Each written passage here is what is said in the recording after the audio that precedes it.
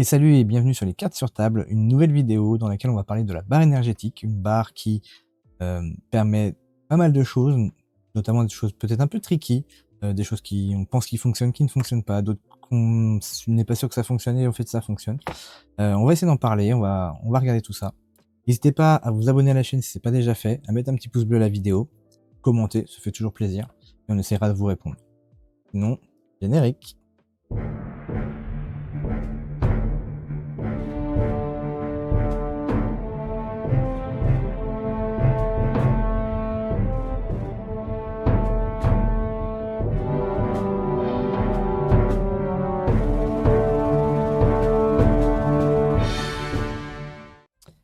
Et nous revoilà après ce générique pour parler de cette barre énergétique que l'on voit en image.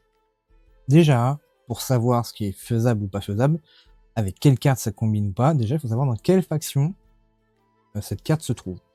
Et elle se trouve donc chez Bravos, c'est la faction de base, et chez Lyra en out of faction, en transfuge. Le permanent, c'est donc un permanent d'expédition. Donc on rappelle ce que c'est qu'un permanent d'expédition, c'est une carte que l'on joue dans une expédition et qui reste dans l'expédition tant que l'on n'avance pas avec cette expédition.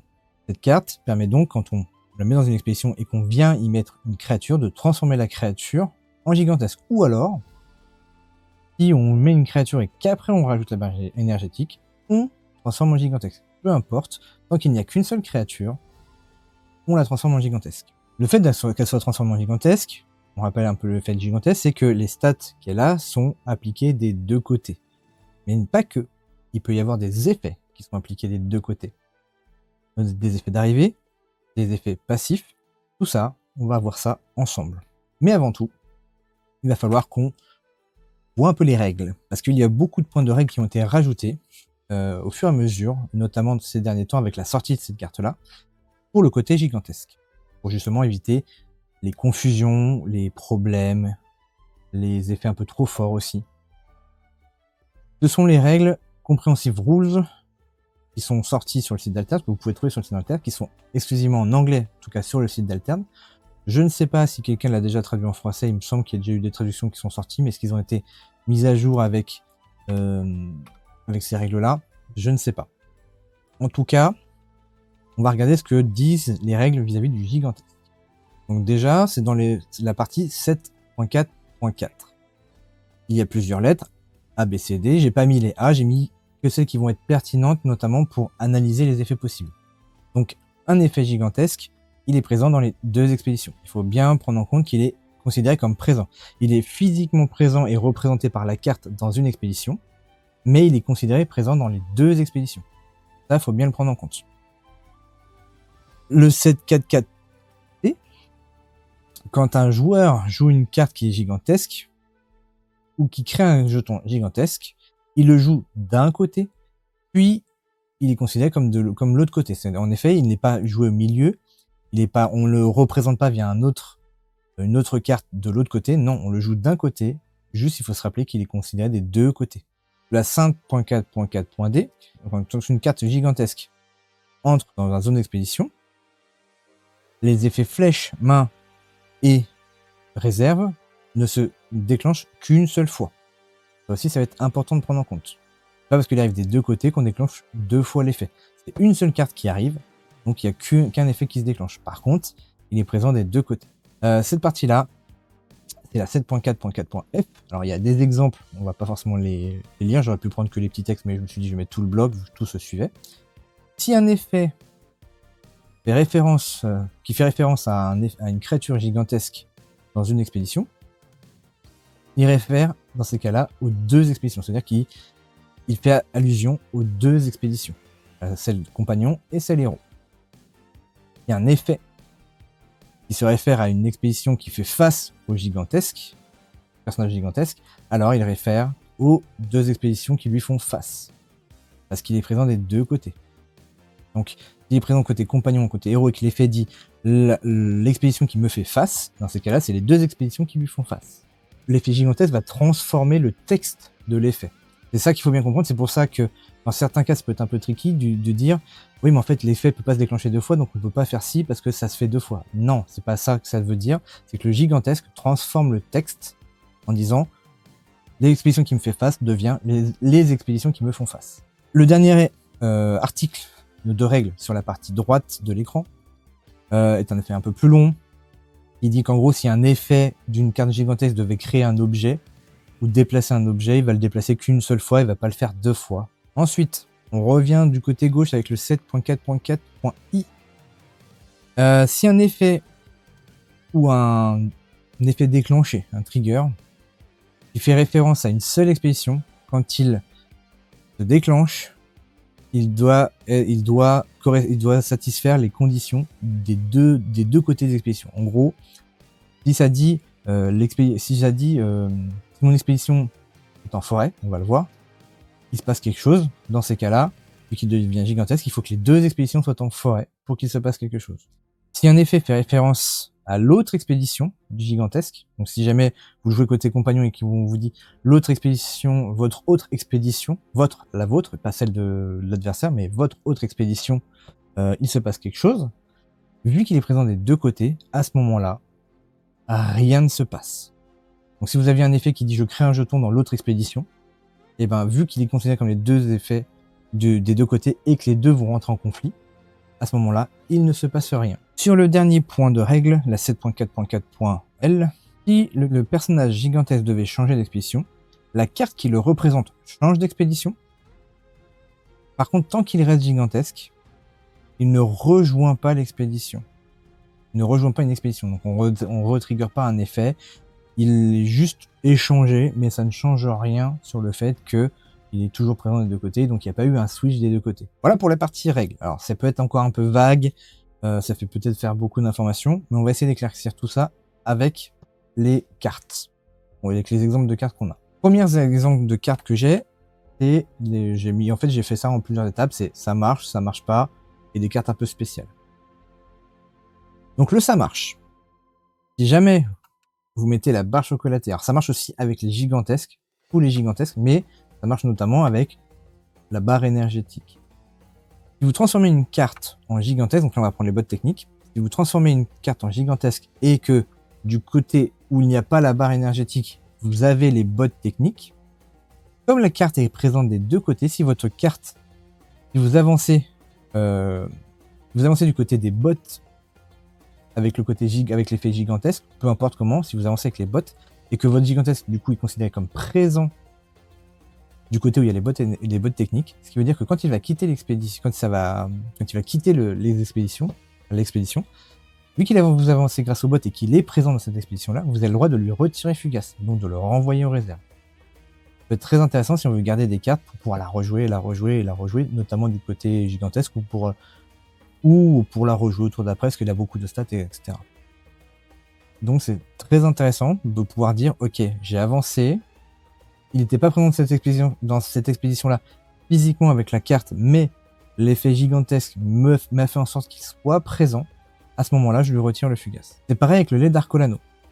Si vous jouez la carte gigantesque du côté où il y a la barre énergétique, mais que de l'autre côté, vous avez le lait d'Arcolano, comme il rejoint cette expédition-là en devenant gigantesque, il va gagner les boosts du lait d'Arcolano. Donc j'ai pris les versions rares à chaque fois. Il y a le lait d'Arcolano en commun qui donne qu'un seul boost, et il y a le lait d'Arcolano en rare qui donne 2 boosts. Donc le fait de lui donner des boosts, va aussi renforcer son côté gigantesque, parce que du coup, vous avez une 3-3-3 qui devient gigantesque, qui gagne 2 boosts avec un lait d'Arcolano, ça veut dire qu'il y aura 5-5-5 de chaque côté. Bon, avec le Yeti, ça fonctionne aussi, c'est-à-dire si vous jouez une carte qui rejoint vos expéditions, l'effet se déclenchera qu'une seule fois. Même si le Yeti devient gigantesque et que vous faites en sorte qu'une autre carte arrive, l'effet ne se déclenchera qu'une fois parce que c'est un seul déclenchement d'effet par carte. Même si elle est présente des deux côtés, on duplique pas l'effet. Il n'y a qu'un seul effet qui compte. Voilà. Mais ça marche aussi si jamais vous faites venir une carte gigantesque, il va pas prendre 2 boosts parce que c'est une seule carte qui joue à l'expédition, il va prendre juste un boost du Yeti. Le conseil, ça fonctionne. Si vous rendez le conseil gigantesque, la capacité du conseil qui dit que les effets flèches, main et réserve qui lui font face ne se déclenchent pas, comme il est considéré comme gigantesque, il est de deux côtés et donc aucune des expéditions laisse ces effets-là se déclencher.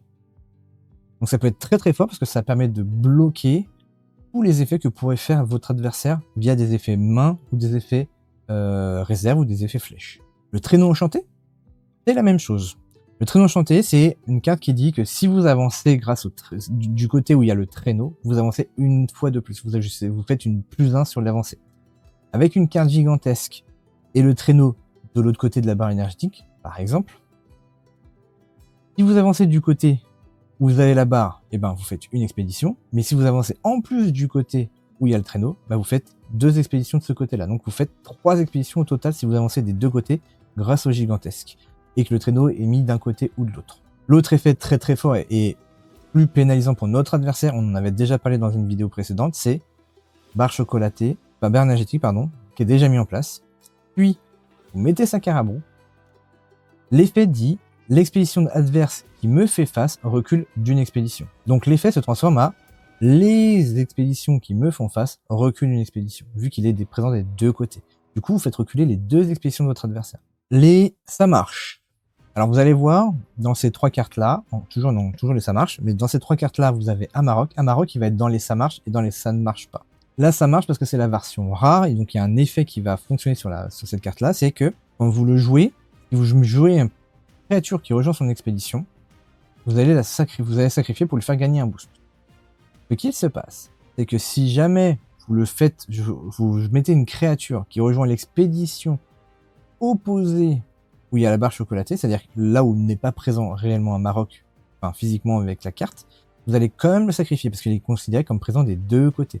Donc il va prendre un boost, donc il va devenir plus fort, qui sera appliqué des 2 côtés aussi. Donc c'est pour ça que je dis que c'est un effet qui marche. C'est un effet qui peut être plus ou moins négatif dans le sens où dès que vous allez jouer une carte, vous allez la sacrifier, et peu importe le côté où vous allez le jouer, parce que comme il est présent des 2 côtés, vous allez le sacrifier quoi qu'il arrive. Mais en contrepartie, il prend un boost, et comme ce boost, il compte plus ou moins double vu qu'il est gigantesque, et ben ça sera appliqué des 2 côtés quoi qu'il arrive. Saskia, c'est un peu la même chose. Alors on avait vu tout à l'heure que une carte qui disait si ma région est en forêt, il se passe si.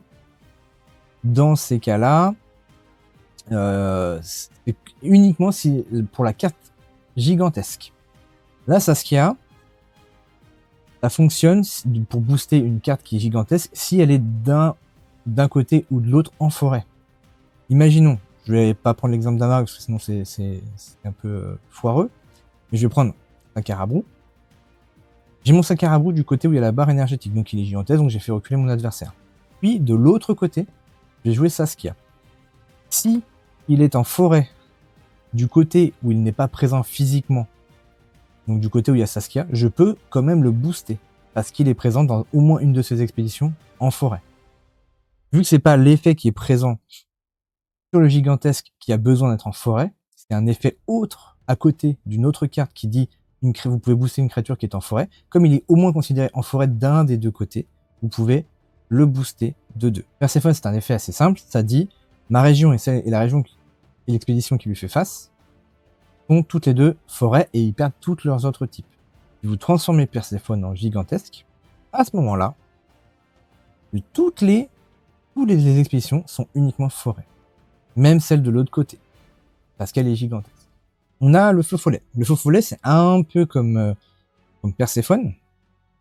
Et si une expédition qui me fait face est en eau, elle ne peut avancer que grâce à l'eau. Et bien, si vous le rendez gigantesque, si les 2 ont au moins de l'eau sur leur biome, à ce moment-là, ils ne peuvent avancer que en eau. C'est un peu le même effet que Perséphone. Et bien sûr, je l'ai mis en ça marche, même si c'est assez logique, la tenue hivernale qui dit que toutes les stats, enfin on prend la stat la plus forte de la créature et on l'applique sur les 3 biomes pour mettre toutes les biomes au même niveau, et ben ça fonctionne sur une carte qui est gigantesque. Peu importe du côté où vous la mettez, ça va transformer cette carte-là en... Je prends par exemple Amarok qui était 4-3-3, vous mettez ça, bah ça devient une 4-4-4 partout. Donc ça, ça fonctionne. On arrive sur ça ne marche pas. Ça ne marche pas, créer un jeton Scarabot dans une expédition ciblée.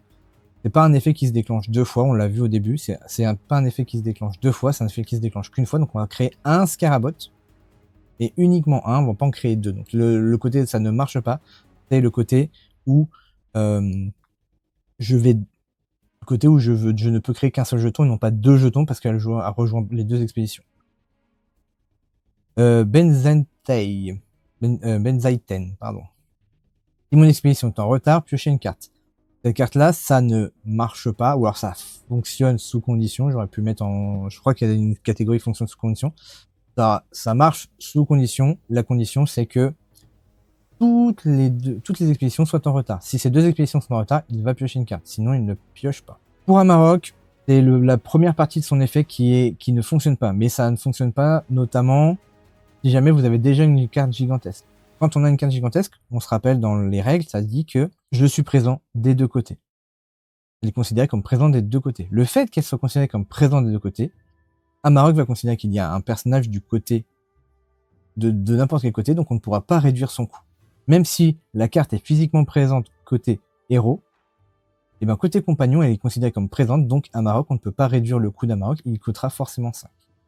C'est pour ça qu'il est dans le ça ne marche pas, pour cet effet-là. Le Chiron, je l'ai mis dans les ça ne marche pas, pour l'effet notamment pour la rare, jusqu'à 2 personnages ciblés gagnent un boost. Comme le gigantesque, c'est un seul personnage qui devient gigantesque et donc présent des 2 côtés, je ne peux pas cibler et celui qui est présent côté compagnon et celui qui est présent côté héros parce que c'est une seule et même personnage. Pour l'espionne, créer un jeton soldat recrue hordiste dans mon expédition, je l'ai mis dans le ça ne marche pas, ça veut dire que là pour le coup ça va complètement annuler l'effet parce qu'on l'a vu tout à l'heure, dans les règles c'est marqué que si un effet fait référence à mon expédition ou l'expédition ou mon autre expédition, pardon, et ben dans ces cas-là, vu qu'il est présent des 2 côtés, on peut pas créer un jeton de chaque côté, donc l'effet s'annule. Il y a un peu une boucle un peu impossible. J'ai mis Aurak aussi, c'est un peu particulier, mais j'ai mis Aurak dans les ça ne marche pas, c'est pour le fait de gagner un compteur spectacle pour les stats à 0. Si vous jouez une créature, si je prends l'exemple du Chiron qui est à côté, que vous transformez le Chiron en gigantesque, c'est pas parce que ses stats sont mis des 2 côtés qu'on compte 2 fois l'arrivée des 0. Donc il ne prendra qu'un compteur, mais pas 2 compteurs. Ça marche sous condition. Donc là, il y a Benzentai qui aurait pu être dedans. Malheureusement, je me suis trompé quand j'ai fait le PDF. Mais du coup, on en a d'autres qui fonctionnent sous condition. Dans les règles, on l'aura dit, et c'est notamment lié à les conditions des expéditions. Si un effet dit il faut que mon expédition soit en ça pour qu'il se passe ça, dans ces cas-là, c'est les 2 expéditions qui doivent être comme ça pour qu'il se passe ça. Le bonhomme de neige. Alors le bonhomme de neige, c'est une carte qui est présente et en Bravos et en Lyra.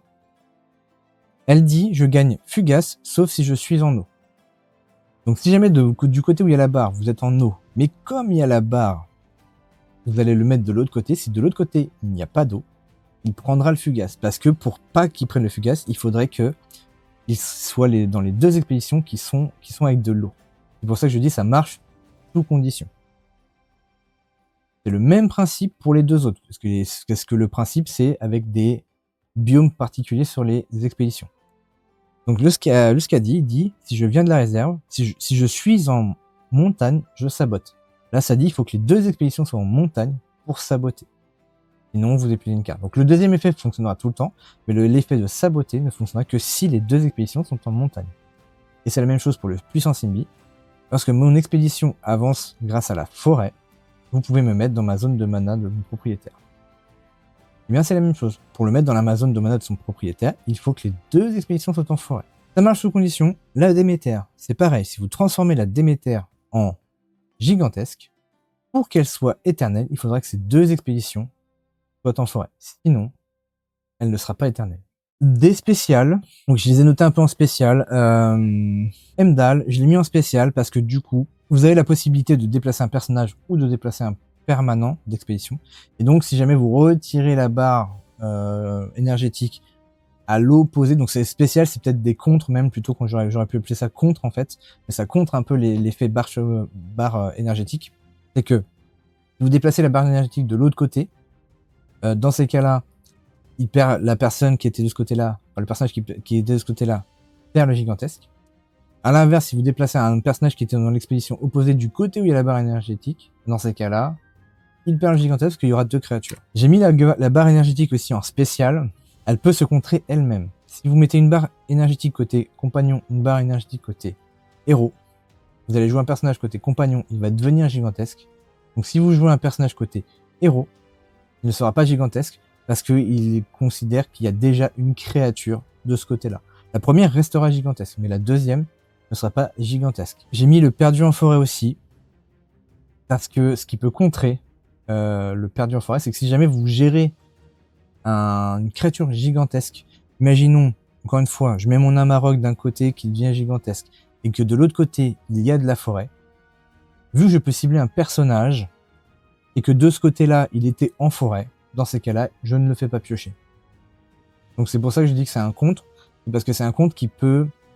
C'est un peu spécial, c'est qu'on va pas faire piocher l'adversaire si au moins un de ces deux biomes était en forêt. Vu que c'est pas la carte en elle-même qui devient gigantesque qui a la condition d'être en forêt pour qu'il se passe quelque chose, là c'est moi qui cible une créature. Donc comme il est présent des deux côtés, je peux le cibler du côté où il est en forêt. Comme il était en forêt, je ne le fais pas piocher, mais je le gère quand même.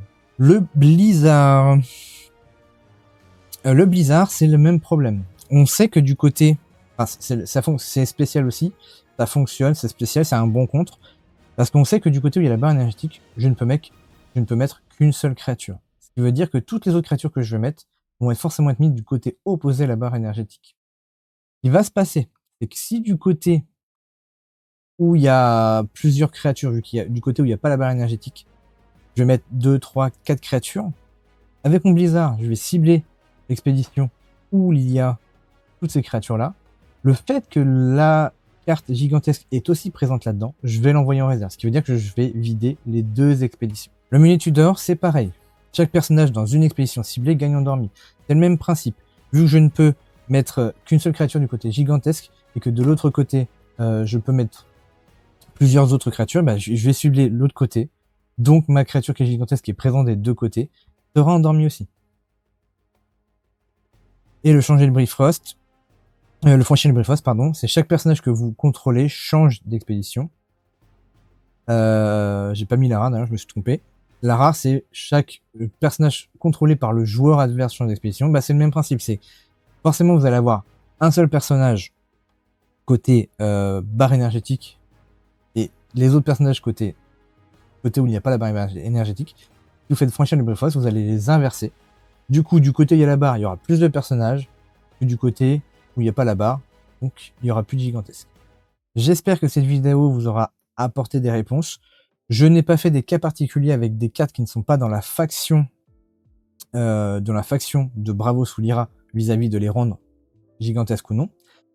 Parce qu'actuellement, on ne peut pas mixer les factions. Si un jour ça change, peut-être qu'on refera une mise à jour de cette vidéo. J'espère que cette vidéo vous a plu. En attendant, laissez un commentaire, un petit pouce bleu, abonnez-vous si ce n'est pas déjà fait. Et moi, je vous dis à bientôt.